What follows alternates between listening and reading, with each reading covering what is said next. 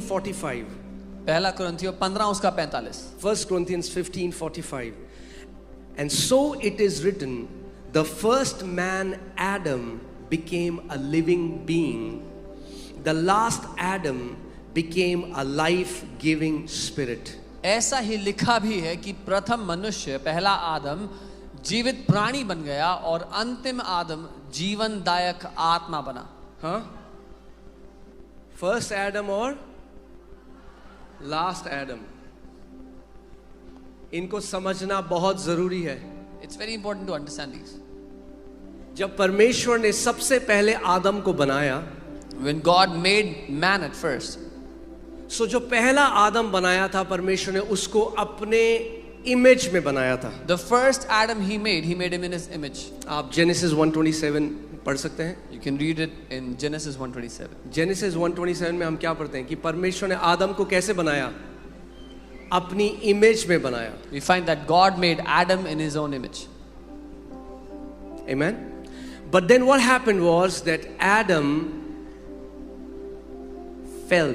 और फिर क्या हुआ? आदम गिर गया. Adam disobeyed God. आदम ने क्या किया? परमेश्वर की आज्ञा को ना माना. और जो इमेज आदम की थी वो उसने उस इमेज को खो दिया. And the image Adam was made according to, he lost it. So जो इमेज थी वो किसकी स्वरूप में बनाया गया था? आदम. Whose image was Adam made in? Come on, talk to me. किसकी इमेज में बनाया गया था? परमेश्वर के स्वरूप में बनाया गया था. He was made in God's likeness. मगर जब उसने पाप किया और वो पाप का स्वभाव उसके अंदर आया तो ये इमेज क्या हो गई? डिस्टॉर्ट हो गई. But when he sinned and the nature of sin came into Adam, his image was distorted. इब्रानी में जो एक मतलब सिन का है वो है distorted image. One meaning of the word sin in Hebrew is एक खराब तस्वीर, एक खराब छवि. क्या हुआ? जो तस्वीर परमेश्वर ने आदम को दी थी, जो अपने स्वरूप में आदम को बनाया था, आदम ने वो इमेज को क्या कर दिया? वो इमेज खराब हो गई. The image God had made Adam into, that image got distorted when he sinned. अब जेनेसिस 5:3 में आते हैं. Genesis 5:3. And Adam lived 130 years and begot a son in his own likeness. उत्पत्ति 5 उसका 3. अब आदम जब 130 वर्ष का हुआ तब उसके द्वारा उसकी समानता में उस ही के स्वरूप के अनुसार एक पुत्र उत्पन्न हुआ. अब जो एडम के जो बच्चे हुए, they are not made in the image of God, they are made in the image of fallen man. Now the children of Adam were not made according to the image of God but according to the image of the fallen man. उस पाप में गिरे हुए मनुष्य के अनुसार पैदा हुए. इसीलिए हम कहते हैं the fall of man. That's why we call it मनुष्य का गिरना उस पाप में. There is a fall that happened. एक गिरना. In the spirit realm, it was like Adam lost altitude. आत्मिक दुनिया में ऐसा था जैसे आदम ने ऊंचाई गवा दी. We were created to live much higher. हम बहुत ऊंचा जीने के लिए बने थे. And when Adam fell, he started to live from a very lower reality. पर जब आदम गिरा तो वो बहुत नीचे दर्जे की हकीकत से जीने लगा. Amen. But this last Adam, पर ये आखिरी आदम जो था, is not made in the image of God. ये परमेश्वर के स्वरूप में नहीं बना था. He is the image of God. वो परमेश्वर का स्वरूप है. Colossians 1:15. कोलोसियों 1:15. Colossians 1:15. The Bible says he is the image of the invisible God. Bible कहती है कि वो अदृश्य परमेश्वर का स्वरूप है.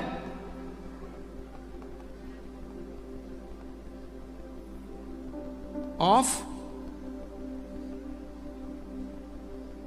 So Bible हमें बताती है परमेश्वर invisible है, अदृश्य है. The Bible tells us God is invisible. मगर अगर आप उसको देखना चाहते हो, But if you want to see him, तो एक ही तरीके से देख सकते हो. there's only one way for you to see him. वो है मसीह यीशु. And that's through Christ. Jesus Christ is the image of invisible God. मसीह यीशु उस अदृश्य परमेश्वर का स्वरूप है. और कोई स्वरूप नहीं है. There is no और other कोई रूप image. नहीं हो सकता. There is no एक other ही रूप है. परमेश्वर ने अपने आप को एक रूप में प्रकट किया है. He is the image of the invisible God.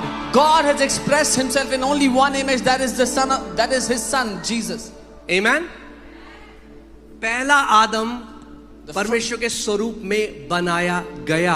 आखिरी आदम परमेश्वर का स्वरूप है. The first Adam was made in the image of God. The last Adam is the image of God. Amen. What does the word Adam mean here? क्यों Bible कहती है जो last Adam है वो मसीह यीशु है? आदम का अर्थ क्या है? Why does the Bible says last Adam is Lord Yeshu Jesus? मसीह के लिए बाइबल क्यों कह रही है कि वो आखिरी आदम है?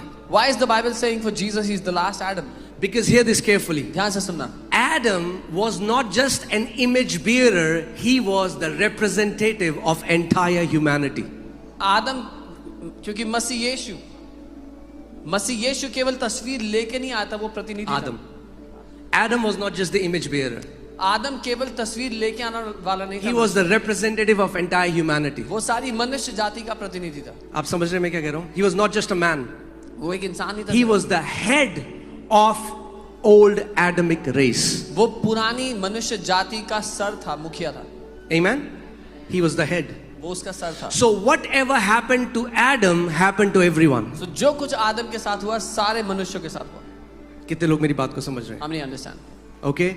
Adam was the representative. आदम एक प्रतिनिधि था. When Adam was kicked out of the garden, we were kicked out of the garden. जब आदम को बगीचे में से निकाल दिया गया तो हम सबको भी निकाल दिया. When Adam lost his altitude, we lost our altitude. जब आदम ने उस ऊंचाई के स्थान को गवा दिया, हमने भी गवा दिया. When Adam got that corrupted sin nature in him, we got that corrupted sin nature in us. जब आदम के अंदर वो भ्रष्ट स्वरूप आ गया पाप का, तो हमारे अंदर भी भ्रष्ट स्वरूप आ गया. So जो कुछ आदम में हुआ, Whatever happened to Adam, वो सारी आदम की संतानों में हुआ. also happened to all the children of Adam. Amen? Okay, let's see this. It is going to become awesome. I just want you to pay attention. मैं चाहता हूँ आप ध्यान दो. मैं बता रहा हूँ आपको, आप ये जो लोग ईसाईयत मसीहत देखते हैं, ये बदल जाएगा. हम किसी धर्म में नहीं हैं, हम एक अलग रेस में हैं, हम एक अलग स्पीशीज हैं, हम एक अलग प्रजाति हैं. आपको ये जानना जरूरी है आज.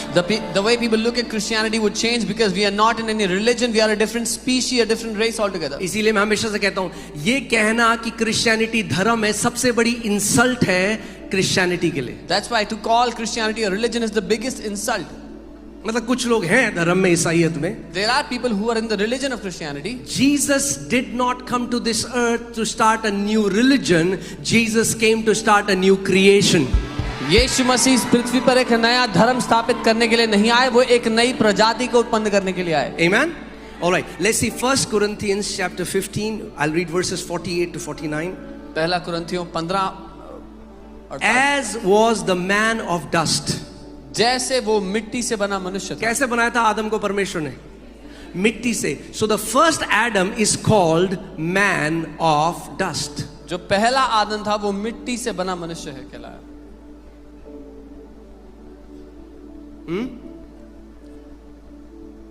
सुना आपने वो गाना? यीशु नाम सुखदाई, भजन करो भाई, ये जीवन 2 दिन का, ये है गलत थियोलॉजी. जो मैन ऑफ डस्ट है उसका जीवन 2 दिन का है. यीशु ने कहा जो मुझ पर विश्वास करेगा वो मर भी जाए तो भी जिएगा.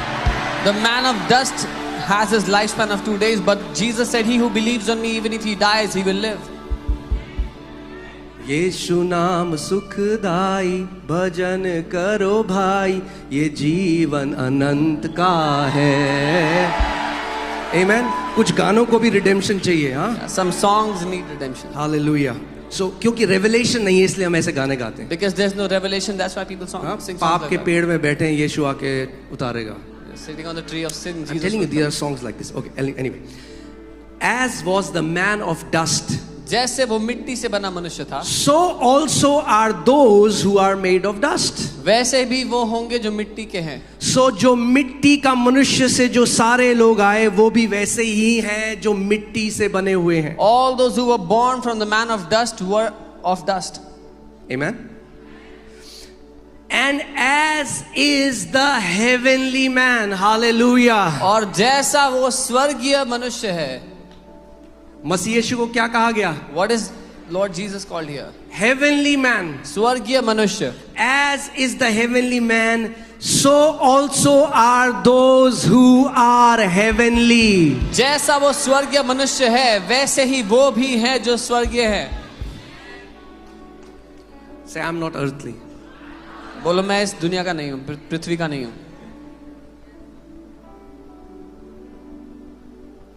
Is it in your Bible? क्या आपकी बाइबल में है? सीधा प्रभु बाइबल कह रही है जो मिट्टी से आया है, प्रभु ने क्या कहा, क्योंकि जो मिट्टी से आया है वो मिट्टी में मिल जाएगा, मगर जो स्वर्ग से आया है वो स्वर्ग चला जाएगा। Heaven is not just our destination, heaven is our origin. That's what you have to understand. He that came from dust will go back into dust. He that came from heaven will go back into heaven. स्वर्ग केवल हमारी मंजिल नहीं है, हमारा जन्म स्थान है। Born again जो शब्द है वहां again नहीं है, जब आप उसको ग्रीक में देखेंगे वो है born from above. So आप कहां से आए? कहां से आए भाई? नया क्रिएशन अर्थ से थोड़ा आया, नया क्रिएशन स्वर्ग से आया है। The new creation came from heaven, not from the earth. Are you guys with me? आज भी कई मसीह हम जाएंगे स्वर्ग नहीं जाएंगे क्योंकि सुसमाचार नहीं समझते अभी तक। There are so many believers that are still thinking will we go to heaven or not because they do not understand the gospel. यीशु ने कहा है मैं स्वर्ग से आया हूं और मैं पिता से आया हूं, मैं वापस पिता के पास जाता हूं। Jesus said I came from the Father and I go back to the Father. Amen. So देखिए फिर से पढ़ते हैं। As was the man of dust, so also are those who are made of dust, and as is the heavenly man, so also are those who are heavenly. जैसे वो मिट्टी का था वैसे ही वो भी जो मिट्टी के हैं, और जैसा वो स्वर्गीय है वैसे ही वे भी जो स्वर्गीय हैं। अब ध्यान से सुनो, आपको एक चीज समझना बहुत जरूरी You है। have to understand something. जो हम आज मसीह में हमारे साथ क्या हुआ है, We who are in Christ, what has happened हम to जब us? पैदा हुए थे When we were born, तो हम यहाँ पैदा हुए थे। we were born there पहले आदम से पैदा हुए, from the first Adam. मगर जब आप मसीह में आए, मसीह ने क्या किया, हमें यहां से मोल लेकर छुड़ाया और हमें एक नई स्पीशीज बना दिया, एक न्यू क्रिएशन बना दिया। When you came to the Lord, when you came to Jesus, He bought you and He made you a new creation. इसीलिए दूसरा कुरिन्थियों 5:17 में क्या लिखा है, यदि कोई मसीह में है तो वो एक नई सृष्टि है। That's why 2 Corinthians 5:17 says, if anyone is in Christ, he is a new creation. यदि कोई धर्म में है नहीं, Not if anyone is in यदि religion. कोई मसीह में है। If anyone is in Christ. मगर जो अब हम मसीह में आ गए, मसीह से पहले हम कहाँ थे? But we who are in Christ, where were we before हम Christ? आदम में थे, We were in Adam. हम पहले आदम में थे। We were in the first Adam. इसीलिए ध्यान से सुनिए इस बात को, Hear carefully. हमें रिडीम करने के लिए प्रभु यीशु मसीह को भी यहीं से पैदा होना पड़ा। To redeem us, even Lord Jesus had to be born there. कितने लोग समझ रहे हैं? How many understand? हाँ, इसीलिए अपने आप को कई बार कहता है son of man. That's why he calls himself the Son of Man, मनुष्य का पुत्र. हिब्रू में Ben Adam, son of Adam. So Jesus identified with the fallen human race. यीशु ने उस पाप में गिरी हुई मनुष्य जाति के साथ अपना स्वरूप एक किया। एक हो गया हो। He became जो one. गिरा, जो ये रेस थी, जो ये मनुष्य रेस थी, प्रभु यीशु मसीह किस लिए? इसीलिए लोगों को समझ में नहीं आता आज भी कि वो क्यों क्रूस पे गया। आज अच्छे से समझ आएगा आपको। That's why people don't understand why he went to the cross. Today you will understand it. सो प्रभु यीशु मसीह ने क्या किया? अपने आप को एक कर दिया एडमिक रेस के साथ। The Lord Jesus made himself one with that Adamic race. और जो दाम चुकाना था पूरा दाम चुकाया और उसके बाद एक नई रेस शुरू करी। And whatever price had to be paid for Adamic race, he paid the price and then started a new race. Amen. Hallelujah. Romeo 5:19, मजा आने वाला है आज बहुत। Amen. Romans 5:19. यहां पे देखिए क्या लिखा है, For as by one man's disobedience many were made sinners. जैसे एक मनुष्य के आज्ञा ना मानने के द्वारा बहुत तेरे लोग पापी ठहरे, So also by one man's, man बड़ा है वहां पे, one ठीक man's, वैसे ही एक मनुष्य के, many were made righteous. एक मनुष्य के आज्ञा मानने से बहुत लोग धर्मी अभी ठहरे। ध्यान से सुनो, Hear carefully. जो आदम ने डिसोबे किया परमेश्वर को गार्डन में, The Adam that disobeyed God in the garden, Adam's disobedience affected us all. आदम की अनाज्ञाकारिता ने हम सबको प्रभावित कर दिया। Let me say it this way. मैं ऐसे कहूंगा, As Adam's disobedience affected us all, so Christ's obedience has affected us all in the same way. मैं कहूंगा जैसे पहले आदम की अनाज्ञाकारिता ने हम सबको प्रभावित कर दिया, ठीक वैसे ही प्रभु यीशु की आज्ञाकारिता ने भी हम सबको वैसे ही प्रभावित कर दिया है। Amen. If first Adam's disobedience made us sinners, similarly, last Adam's obedience has made us righteous forever. ठीक जैसे पहले आदम की अनाज्ञाकारिता ने हमें पापी बना दिया था, वैसे ही आखिरी आदम की आज्ञाकारिता ने हम सभी को धर्मी बना दिया है हमेशा के लिए। It is not about your works, it is about your position now. अब आपके काम यहाँ पर मुद्दा नहीं है, पर आपका जो स्थान आपको मिल गया है वो है।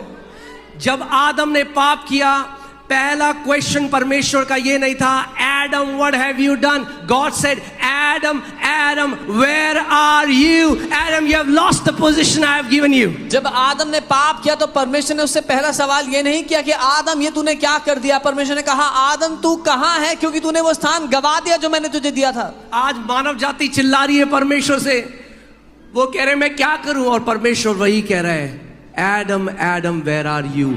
अगर तुझे उद्धार चाहिए, तुझे अपनी पोजीशन चेंज करनी होगी। पहले आदम से हटकर तुझे आखिरी आदम के अधीनता में आना होगा। Today when mankind is crying out to God, God is saying the same thing. Adam, you have lost that place. If you want to, you have to change your place. You have to come to the last Adam from that first Adam. Amen. If being in Adam brought us condemnation and death, अगर पहले आदम में होना हमारे लिए दोष और मृत्यु लाया, then being in Christ has brought us righteousness and eternal life. तो मसीह में होना हमारे लिए धार्मिकता और अनंत जीवन लाया है। See, यही प्रॉब्लम है। कई लोग जो आज ईसाईयत धर्म में भी है, उनका पूरा फोकस किस पे? उनका पूरा फोकस किस पे? अपने आप पे। Many people who are in the religion of Christianity, their entire focus is on themselves. वो अपने उद्धारक, वो सोचते हैं मैं अपना उद्धारक खुद हूं। They think they are their own redeemer. अरे अगर खुद उद्धार दे सकते हैं अपने आप को, If you could redeem Prabhu yourself, यीशु मसीह को आने की जरूरत नहीं पड़ती। then Jesus had no need to come. Amen. जिस दिन हमें सुसमाचार पता लग गया, The day we get to know the पाप के gospel. साथ, इसीलिए कई मसीह आज भी स्ट्रगल कर रहे हैं। क्यों? क्योंकि उनकी पूरी चेतना किसके ऊपर है कि मैं क्या करता हूं। That's why many believers are still struggling, because their entire awareness is on what they are doing. It's not your obedience that gave you a standing before God. It's the obedience of Jesus Christ that gave you a standing before the Father, and you can stand before the Father as if sin never touched you. आपकी आज्ञाकारिता ने परमेश्वर के सामने खड़े होने का स्थान आपको नहीं दिया है। मसीह यीशु की आज्ञाकारिता ने आपको वो स्थान परमेश्वर के सामने दे दिया है कि आप उसके सामने ऐसे खड़े हो सकोगे जैसे पाप ने आपको कभी छुआ ही नहीं है। Amen. Hallelujah. Now read this. Genesis chapter 3, let's go to verse 17 to 19. उत्पत्ति 3 16 17 और 19। Then to Adam he said, अब एडम ने क्या किया? प्रभु ने कहा था कि इस एक पेड़ का फल मत खाना। हाँ, सो एक बगीचे की कहानी है और एक पेड़ की कहानी है। So God had told them not to eat the fruit of a tree. There's a story of a garden and a tree. और आदम ने क्या किया? What did Adam do? अनाज्ञाकारी, डिसोबे किया परमेश्वर को और पेड़ का फल खा लिया। और वो पेड़ का फल जो है वो क्या लेकर आया? कम ऑन चर्च, क्या लेकर आया? मृत्यु। He disobeyed God and he ate the fruit of the tree which brought death. Because अब देखो परमेश्वर उससे क्या कह रहा है 7वीं आयत में। Then to Adam he said, because you have heeded the voice of your wife, तब उसने आदम से कहा, क्योंकि तूने अपनी पत्नी की बात सुनी and have eaten from the tree of which I commanded you, saying you shall not eat of it, और जिस वृक्ष के फल के विषय मैंने तुझे आज्ञा दी थी कि तू इसे ना खाना, उससे खाया। cursed is the ground for your sake. इसलिए भूमि तेरे कारण शापित है। ध्यान से सुनो क्या हुआ। Hear carefully. आदम को गार्डन से बाहर निकाल दिया गया। Adam was kicked out of the garden. जब आदम को गार्डन से बाहर निकाला, When Adam was kicked out, हम सबको भी गार्डन से बाहर निकाल दिया। we all were also kicked out. Garden was a place of abundance. वो जो गार्डन, वो बगीचा था, वो बहुतायत का स्थान। Garden was a place where Adam could receive everything freely. वो स्थान था जहां आदम को सब कुछ मुफ्त में मिलता था।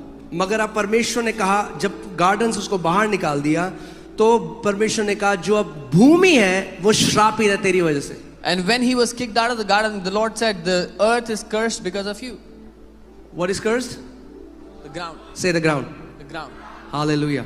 आज का ये रेवलेशन पालो, ब्लेसिंग में एंटर कर रहे हो आप। Yeah. receive this revelation today, you are entering into blessing. Cursed is the ground for your sake. उसने कहा तेरे कारण भूमि जो है वो श्रापित है In toil you shall eat of it.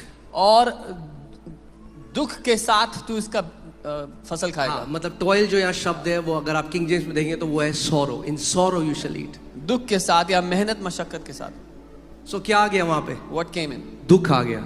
Sorrow came. क्या परमेश्वर ने डाला था दुख? Did God put sorrow in No. it? No. Ibrahim कह रहा हूँ, आदम का जो पाप था वो दुख लेकर आया, टॉयल लेकर आया. The sin of Adam brought sorrow. In toil you shall eat of it all the days of your life. तू अपने जीवन भर उसकी उपज दुख के साथ खाएगा. That's the story of so many people. They live in toil. ये बहुत से लोगों की कहानी है, वो लगातार मेहनत मशक्कत और दुख में जीते हैं. आखिरी सांस तक. Till their last breath. हाँ, वो कहते हैं खून और पसीने की कमाई. They are shedding sweat and blood to make a living. Both thorns and thistles it shall bring forth for you. और वो कांटे तेरे लिए उपजाएगा. 19 scripture. In the sweat of your face you shall eat bread. और अपने माथे के पसीने की रोटी तू खाया करेगा. और फिर प्रभु कह रहा है मिट्टी तू है, मिट्टी में चला जाएगा. And then God says you're from the dust, you'll go back to dust. इसका मतलब आदम के बाद जितने लोग आए, So after Adam, everyone that came, the ground was cursed for their sake. उनके लिए भूमि श्रापित थी. In toil they were eating bread. वो पसीने में अपनी रोटी को खाते थे. The sweat of their face. अपने माथे के पसीने से. ये कहाँ बोला था परमेश्वर ने? Where did God say this? In the garden. बगीचे में. When the last Adam came, जब आखिरी आदम आया, he went to a garden, वो एक बगीचे में गया, which is called Garden of Gethsemane. जिसको गेत्सेमनी का बगीचा कहा गया.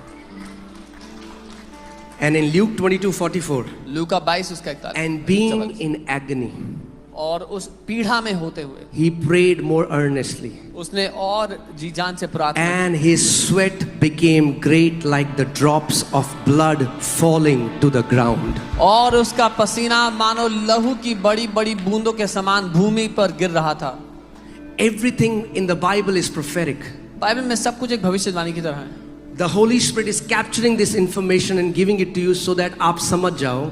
पवित्र आत्मा इस जानकारी को पकड़ के आपको एक तस्वीर की तरह दे The रहा है. blood of Jesus didn't just wash us from our sins, कि यीशु के लहू ने केवल हमारे पापों से ही हमें नहीं धोया, मगर जब उसका लहू पसीने के साथ बहकर उस ग्राउंड में गया तो जो श्राप था हमारे लिए ग्राउंड में वो हमेशा के लिए उसने हटा दिया. but when his blood mixed with sweat went into the ground curse was removed for us forever. That means for you, for the new creation, for the children of God, we will not eat the bread of toil and of sweat and blood. इसका मतलब आपके लिए जो नया जन्म पाए हुए उसकी सृष्टि उसके बच्चे हैं, आप अपने पसीने और खून की मेहनत की रोटी नहीं खाएंगे. Amen. The ground is not cursed for your sake. The ground is blessed for your sake because the blood of Jesus fell to that ground. आपके लिए भूमि श्रापित नहीं है, आपके लिए भूमि आशीषित है क्योंकि यीशु का लहू उसमें मिल गया है.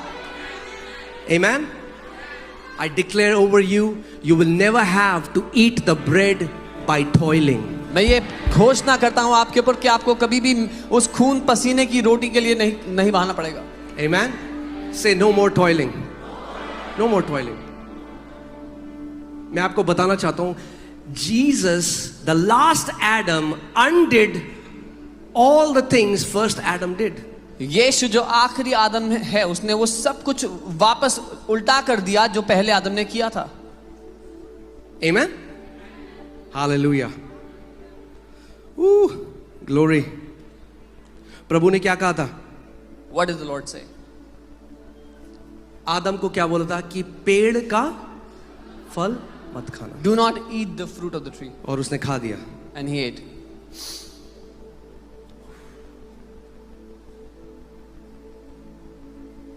Are you ready?